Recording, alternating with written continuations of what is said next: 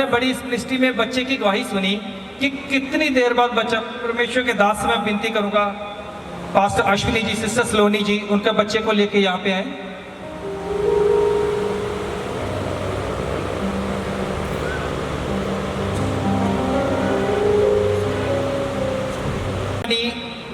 इनकी है कि इन सबसे लेट परमेश्वर ने इनको कितनी देर बाद बच्चे की आशीष दी। आपने देखा इनको, ये हमारी मिनिस्ट्री के जीसस क्राइस्ट मिनिस्ट्री के दास हैं पास्टर अश्विनी जी, ये हमारे यहाँ पे सेवक करते हैं। इनकी वाइफ है सिस्टर सलोनी जी, ये भी हमारे इवेंजलिस्ट पास्टर हैं, ये भी इस मिनिस्ट्री में सेवक कर रहे हैं।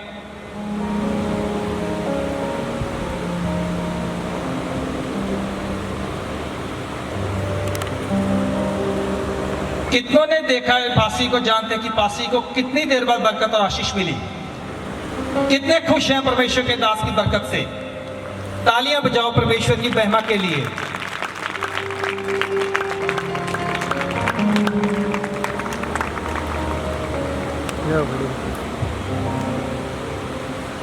पास्टर जी, आपको कितनी देर बाद बच्चे की परमेश्वर ने आशीष दी? 10 साल। 10 साल बाद। जाहिर है कि 10 साल से पहले आपने बहुत सी कोशिशें की होगी, मेडिकल करवाया होगा, सब कुछ करवाया होगा। देखो जी, हमारी जीवन का सबसे बड़ा चमत्कार है हमारे जीवन में परमेश्वर का। हमने 10 सालों में बहुत सारी मेडिसिन खाई है। यहीं कोई बोलता था हम उसी डॉक्टर के पास, कोई देसी हकीम, अगर कोई दाई, किसी को हमने नहीं छोड़ा। बस परमेश्वर के दास ने हमें बोला था कि आपको जब बच्चा होगा आपको पता भी नहीं चलेगा। तो हमारे जीवन में ऐसे हुआ कि इनके पेट में बहुत दर्द हो रहा था, तो बहुत सारी दवाई खाई। हमने नहीं पता था कि हमारी वाइफ जो है प्रेग्नेंट है। हमने एक दाई से इनका पेट भी मलवाया, लोग बोलते शायद जो धर्म की प्रॉब्लम है वो है। तो इनके पेट में बहुत ज़्यादा दर्द शुरू हो गया और मैंने इनको बोला कि हम स्कैनिंग करवा कर देखेंगे कि पेट में क्या प्रॉब्लम है, क्यों दर्द हो रहा है। तो जब हम कैप स्कैनिंग में, हमारे पास स्कैनिंग पड़ी हुई है, वहाँ पे गए और उन्होंने मेरी वाइफ को बोला कि आपके साथ कौन आया है? इसने बोला मेरे हस्बैंड हैं। तो आज तो पूछते आपके कितने बच्चे हैं? ये बोलते हैं हमारे तो कोई बच्चा नहीं है। फिर बोले आपके पास प्रूफ है? इन्होंने बोला कि हाँ, मेरे हस्बैंड के पास प्रूफ है। जब इन्होंने मुझे ऐसे बताया, परमेश्वर के दास को मैंने उसी वक्त फ़ोन किया कि ऐसे ऐसे बोल रहे हैं और मुझे लग रहा है कि परमेश्वर ने हमें ब्लेस कर दिया। और फिर प्रूफ देने के बाद उन्होंने, यानी हमें फिर भी कुछ नहीं बताया, और यानी उन्होंने फिर बता दिया कि ये 2.5 महीने से प्रेग्नेंट है। मुझे विश्वास नहीं हो रहा था। हालेलुया। विश्वास नहीं हो रहा था। मैंने 2 बार पास्टर से बात करने के बाद फिर भी 2 बार सिस्टर जी से आगे पूछा, सिस्टर जी क्या सच में कि मेरी वाइफ प्रेग्नेंट है? वो बोलते हाँ। और मैं रो रहा था और सारा सिस्टर से मेरी बात हुई। जब बोलते अब रो क्यों रहे हो, परमेश्वर ने आपको ब्लेस किया, अब रो क्यों रहे हो? कि मैंने बोला कि यह चमत्कार एकदम मेरे जीवन में हुआ, तो ये मेरे आंसू, जो खुशी के आंसू हैं, मुझसे थमे नहीं जा रहे। इस गवाही के लिए, इस ब्लेसिंग के लिए मैं परमेश्वर का बहुत दिल से धन्यवाद करता हूँ और परमेश्वर के दास जी का धन्यवाद करता हूँ कि जो हमें बोलते थे कि परमेश्वर आपको जरूर ब्लेस करेगा, जैसे अब्राहम को ब्लेस किया था। तो हम उसी वचन को लेकर आज तक बैठे रहे और हमें ये बड़ी ब्लेसिंग मिली है। हम परमेश्वर का बहुत धन्यवाद करते हैं। सारी महिमा और सारा जलाल मैं प्रभु यीशु के नाम पर देता हूँ। Thank you pastor. ये हमारे परमेश्वर के दास हैं जो हमारी मिनिस्ट्री के इंचार्ज हैं, जो हमारी मिनिस्ट्री को चलाते हैं। साथ में परमेश्वर की दासी है पास्टर सारा जी, पास्टर यूनस जी। और जो ये गवाही जो मैंने अभी आपके सामने दिलवा रहा हूँ, अभी जो टेस्टमनी आपके बीच में आएगी ना, वो उनको बच्चे की आशीष कितनी देर बाद मिलेगी आप सोच भी नहीं सकते। 49 ईयर हो चुके हैं उनको, और 49 ईयर और 50 साल के में उनको बच्चे की आशीष मिलेगी। वो आपके बीच में कलकत्ता से यहाँ पे आएंगे।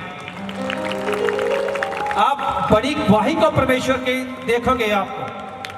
आपका विश्वास क्या कहता मैं नहीं जानता, लेकिन मेरा विश्वास है वो अगले साल इस जगह पे, इसी पुलपट पे, इसी दास के सामने जीसस क्राइस्ट मिनिस्ट्री के बीच में अपने बच्चे को लेके बड़ी गवाही के साथ आने वाले हैं।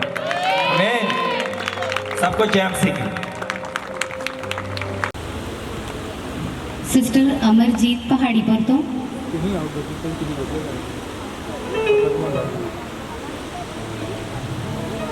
ਇਹ ਸਿਸਟਰ ਦੱਸਦੇ ਨੇ ਕਿ ਬੀਤੇ ਦਿਨਾਂ ਦੇ ਵਿੱਚ ਇਹਨਾਂ ਦਾ ਭਾਂਜਾ ਕਿਸੇ ਮੁਸ਼ਕਿਲ ਦੇ ਵਿੱਚ ਫਸ ਗਿਆ ਸੀ ਔਰ ਇਹਨਾਂ ਨੇ ਖੁਦਾ ਦੇ ਦਾਸ ਜੀ ਕੋਲੋਂ ਪ੍ਰਾਰਥਨਾ ਕਰਵਾਈ ਔਰ ਖੁਦ ਵੀ ਪ੍ਰਾਰਥਨਾ ਕੀਤੀ ਔਰ ਪਰਮੇਸ਼ਵਰ ਜੀ ਨੇ ਇਹਨਾਂ ਦੇ ਭਾਂਜੇ ਦੇ ਉੱਤੇ ਦਇਆ ਕੀਤੀ ਔਰ ਉਸ ਮੁਸ਼ਕਿਲ ਤੋਂ ਆਜ਼ਾਦ ਕੀਤਾ ਹੈ।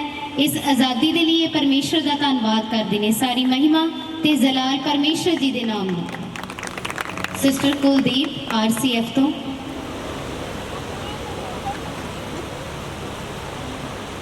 ਇਹ ਸਿਸਟਰ ਦੱਸਦੇ ਨੇ ਕਿ ਇਹਨਾਂ ਨੇ ਆਪਣੇ ਘਰ ਦੇ ਵਿੱਚ ਪੇਂਟ ਕਰਾਉਣਾ ਸੀ ਔਰ ਪੇਂਟ ਦਾ ਕੰਮ ਇਹਨਾਂ ਨੇ ਮਾਰਚ ਦੇ ਵਿੱਚ ਸ਼ੁਰੂ ਕੀਤਾ ਸੀ ਔਰ ਉਹ ਕਿਸੇ ਕਰਕੇ ਰੁਕ ਗਿਆ। ਉਸ ਤੋਂ ਬਾਅਦ ਉਹ ਕੰਮ ਨਹੀਂ ਚੱਲਿਆ ਔਰ ਇਹ ਸਿਸਟਰ ਜੀ ਲਗਾਤਾਰ ਖੁਦਾ ਦੇ ਦਾਸ ਜੀ ਕੋਲੋਂ ਪ੍ਰਾਰਥਨਾ ਕਰਵਾਉਂਦੇ ਰਹੇ ਤੇ ਧੰਨਵਾਦ ਕਰਦੇ ਨੇ ਕਿ ਅੱਜ ਇਹਨਾਂ ਦੇ ਘਰ ਦੇ ਵਿੱਚ ਸਾਰਾ ਹੀ ਪੇਂਟ ਕੰਪਲੀਟ ਹੋ ਚੁੱਕਿਆ ਹੈ। ਇਸ ਲਈ ਪਰਮੇਸ਼ਵਰ ਦਾ ਧੰਨਵਾਦ ਕਰਦੇ ਨੇ। ਔਰ ਦੂਸਰੀ ਗਵਾਹੀ ਹੈ ਇਹਨਾਂ ਦੀ ਇਹ ਹੈ ਕਿ ਇਹਨਾਂ ਨੂੰ ਘਰ ਦੇ ਵਿੱਚ ਮੇਡ ਦੀ ਜ਼ਰੂਰਤ ਸੀ ਔਰ ਇਹਨਾਂ ਨੇ ਪ੍ਰਾਰਥਨਾ ਕਰਵਾਈ ਖੁਦਾ ਦੇ ਦਾਸ ਜੀ ਕੋਲੋਂ ਔਰ ਉਹਨਾਂ ਨੂੰ ਪਰਮੇਸ਼ਵਰ ਜੀ ਨੇ ਮੇਡ ਦਾ ਇੰਤਜ਼ਾਮ ਕਰਕੇ ਦਿੱਤਾ ਹੈ। ਇਸ ਲਈ ਵੀ ਇਹ ਖੁਦਾ ਦਾ ਧੰਨਵਾਦ ਕਰਦੇ ਨੇ। ਸਾਰੀ ਮਹਿਮਾ ਤੇ ਜਲਾਲ ਪਰਮੇਸ਼ਵਰ ਜੀ ਦੇ ਨਾਮ ਨੂੰ। ਸਿਸਟਰ ਸੁਮਨ ਕਪੂਰਥਲੇ ਤੋਂ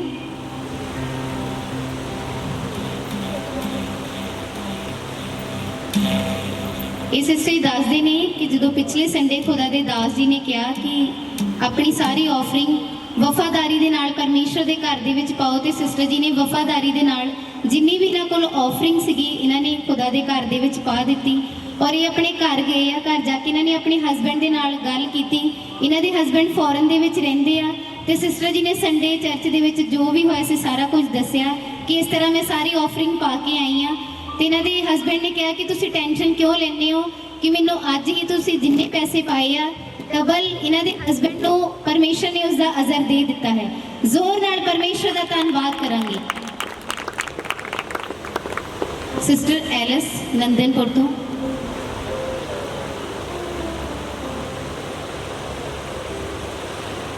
ਇਹ ਸਿਸਟਰ ਦੱਸਦੇ ਨੇ ਕਿ ਇਹਨਾਂ ਦੇ ਬੇਟੇ ਦੇ ਕੋਲ ਪਿਛਲੇ 8-9 ਮਹੀਨਿਆਂ ਤੋਂ ਕੋਈ ਵੀ ਕੰਮ ਨਹੀਂ ਸੀ ਔਰ ਸਿਸਟਰ ਜੀ ਨੇ ਪ੍ਰੇਅਰ ਰਿਕੁਐਸਟ ਲਿਖਾਈ ਸੀ ਔਰ ਲਾਸਟ ਸੰਡੇ ਸਿਸਟਰ ਜੀ ਨੇ ਖੁਦਾ ਦੇ ਦਾਸ ਨੂੰ ਕਿਹਾ ਕਿ ਮੇਰੇ ਬੇਟੇ ਲਈ ਪ੍ਰਾਰਥਨਾ ਕਰੋ ਤੇ ਖੁਦਾ ਦੇ ਦਾਸ ਨੇ ਇਹਨਾਂ ਨੂੰ ਕਿਹਾ ਕਿ ਤੁਹਾਡੇ ਬੇਟੇ ਦੇ ਲਈ ਜੌਬ ਜਿਹੜੀ ਉਹ ਤਿਆਰ ਹੋ ਚੁੱਕੀ ਆ ਔਰ ਇਹ ਧੰਨਵਾਦ ਕਰਦੇ ਨੇ ਕਿ ਪਿਛਲੇ ਹਫਤੇ ਹੀ ਇਹਨਾਂ ਦੇ ਬੇਟੇ ਨੂੰ ਜੌਬ ਮਿਲ ਚੁੱਕੀ ਆ। ਇਹ ਸਾਰੀ ਮਹਿਮਾ ਤੇ ਜਲਾਲ ਪਰਮੇਸ਼ਰ ਜੀ ਦੇ ਨਾਮ ਨੂੰ ਦਿੰਦੇ ਨੇ। ਸਿਸਟਰ ਕੈਥਰੀਨ ਕਪੂਰਥਲੇ ਤੋਂ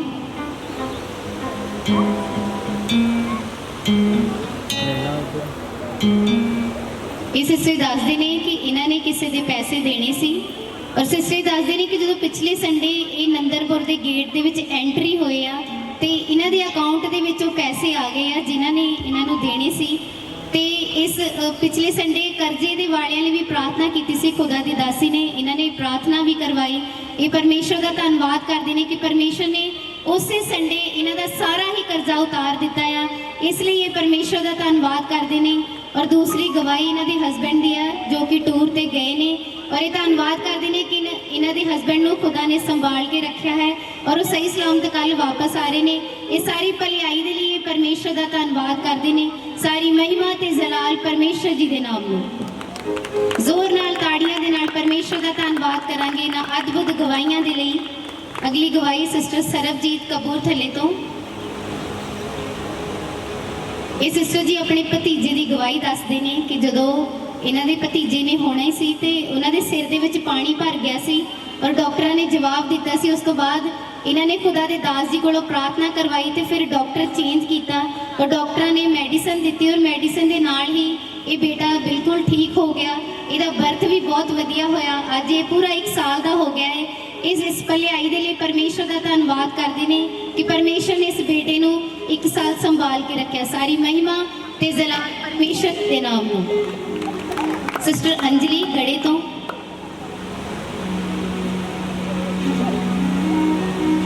ਇਹ ਸਿਸਟਰ ਦੱਸਦੇ ਨੇ ਕਿ ਇਹਨਾਂ ਦੇ ਪੇਟ ਦੇ ਵਿੱਚ ਪ੍ਰੋਬਲਮ ਹੋ ਗਈ ਸੀ ਔਰ ਇਹਨਾਂ ਨੇ ਟੈਸਟ ਵੀ ਕਾਫੀ ਕਰਵਾਏ ਪਰ ਟੈਸਟ ਦੇ ਵਿੱਚ ਕੋਈ ਵੀ ਪ੍ਰੋਬਲਮ ਸ਼ੋ ਨਹੀਂ ਸੀ ਹੁੰਦੀ ਔਰ ਉਸ ਤੋਂ ਬਾਅਦ ਇਹਨਾਂ ਨੇ ਪ੍ਰੇਅਰ ਰਿਕੁਐਸਟ ਪਾਸਟਰ ਜੀ ਨੂੰ ਦਿੱਤੀ ਔਰ ਪਾਸਟਰ ਜੀ ਤੋਂ ਵੀ ਪ੍ਰਾਰਥਨਾ ਕਰਵਾਉਂਦੇ ਰਹੇ। ਹੁਣ ਸਿਸਟਰ ਦੱਸਦੇ ਨੇ ਕਿ ਆਪਣੀ ਪੇਟ ਦੀ ਪ੍ਰੋਬਲਮ ਤੋਂ ਬਿਲਕੁਲ ਆਜ਼ਾਦ ਨੇ। ਇਸ ਲਈ ਇਹ ਪਰਮੇਸ਼ਰ ਦਾ ਧੰਨਵਾਦ ਕਰਦੇ ਨੇ। ਸਾਰੀ ਮਹਿਮਾ ਤੇ ਜਲਾਲ ਪਰਮੇਸ਼ਰ ਜੀ ਦੇ ਨਾਮ।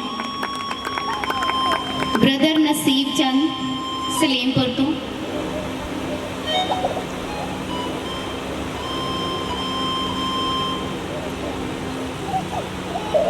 ਇਹ ਬ੍ਰਦਰ ਜੀ ਦੱਸਦੇ ਨੇ ਕਿ ਬੀਤੇ ਦਿਨਾਂ ਦੇ ਵਿੱਚ ਇਹਨਾਂ ਦਾ ਬਹੁਤ ਜ਼ਬਰਦਸਤ ਐਕਸੀਡੈਂਟ ਹੋ ਗਿਆ ਸੀ। ਇਹ ਆਂਡੇ ਵੇਚਣ ਦਾ ਕੰਮ ਕਰਦੇ ਨੇ ਔਰ ਦੱਸਦੇ ਨੇ ਕਿ ਇਹਨਾਂ ਦੀ ਰੇਹੜੀ ਦੇ ਵਿੱਚ ਕਿਸੇ ਨੇ ਪਿੱਛੋਂ ਆ ਕੇ ਬਹੁਤ ਜ਼ੋਰ ਨਾਲ ਕਾਰ ਮਾਰੀ ਔਰ ਇਹ ਦੱਸਦੇ ਨੇ ਕਿ ਆਂਡਾ ਇਹਨਾਂ ਦਾ ਇੱਕ ਵੀ ਨਹੀਂ ਬਚਿਆ, ਸਾਰਾ ਹੀ ਨੁਕਸਾਨ ਹੋ ਗਿਆ। ਪਰ ਇਹ ਬਹੁਤ ਧੰਨਵਾਦ ਕਰਦੇ ਨੇ ਕਿ ਇਹਨਾਂ ਦੀ ਇੱਕ ਖਰੋਚ ਤੱਕ ਨਹੀਂ ਲੱਗੀ। ਇਹ ਸਾਰੀ ਮਹਿਮਾ ਤੇ ਜਲਾਲ ਪਰਮੇਸ਼ਰ ਜੀ ਦੇ ਨਾਮ ਨੂੰ ਦਿੰਦੇ ਨੇ ਔਰ ਜਿਨ੍ਹਾਂ ਨੇ ਇਹਨਾਂ ਦੇ ਵਿੱਚ ਗੱਡੀ ਮਾਰੀ ਸੀ ਉਹਨਾਂ ਨੇ ਸਾਰਾ ਇਹਨਾਂ ਦਾ ਨੁਕਸਾਨ ਭਰ ਦਿੱਤਾ। ਪਰ ਇਹ ਸ਼ੁਕਰਗੁਜ਼ਾਰ ਕਰਦੇ ਨੇ ਕਿ ਖੁਦਾ ਨੇ ਇਹਨਾਂ ਨੂੰ ਨਵੀਂ ਜ਼ਿੰਦਗੀ ਦਿੱਤੀ ਆ, ਇਸ ਲਈ ਇਹ ਪਰਮੇਸ਼ਰ ਦਾ ਧੰਨਵਾਦ ਕਰਦੇ ਨੇ। ਸਾਰੀ ਮਹਿਮਾ ਤੇ ਜਲਾਲ ਪਰਮੇਸ਼ਰ ਜੀ ਦੇ ਨਾਮ ਨੂੰ। ਬੇਟਾ ਜੋਇਲ ਪਹਾੜੀਪੁਰ ਤੋਂ।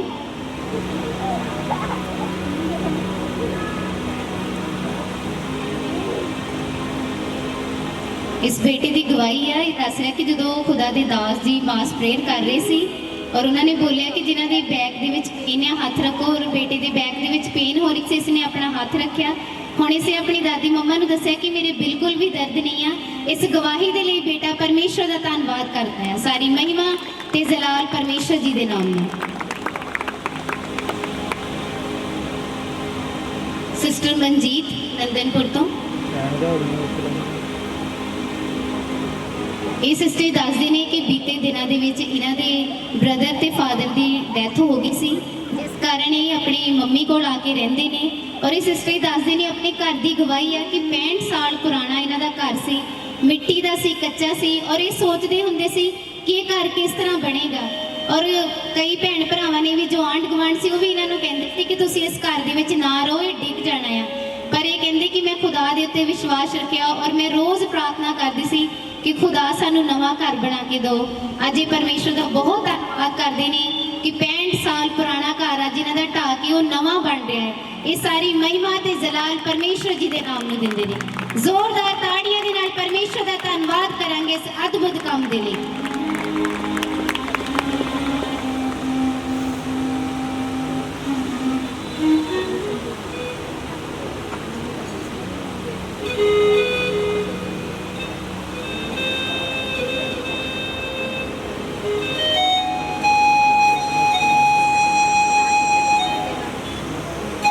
ਹਾਲੇਲੂਇਆ। ਸਾਰਿਆਂ ਨੂੰ ਮੇਰੇ ਵੱਲੋਂ ਜੈ ਮਸੀਹ ਕੀ। ਮੇਰੀ ਗਵਾਹੀ ਇਹ ਹੈ ਕਿ ਪਿਛਲੇ ਸੰਡੇ ਪਾਸੇ ਉਹਨਾਂ ਨੇ ਮਤਲਬ ਇੱਥੇ ਪ੍ਰੇਅਰ ਹੋਈ ਸੀਗੀ ਤੇ ਕਹਿੰਦੇ ਸੀਗੇ ਕਿ ਸਾਰਿਆਂ ਨੇ ਆਪਣੀ ਜੋ ਵੀ ਤੁਹਾਡੇ ਕੋਲ ਦਾਨ ਦਸਵੰਧ ਤੁਸੀਂ ਸਾਰਿਆਂ ਨੇ ਇੱਥੇ ਰੱਖਣਾ।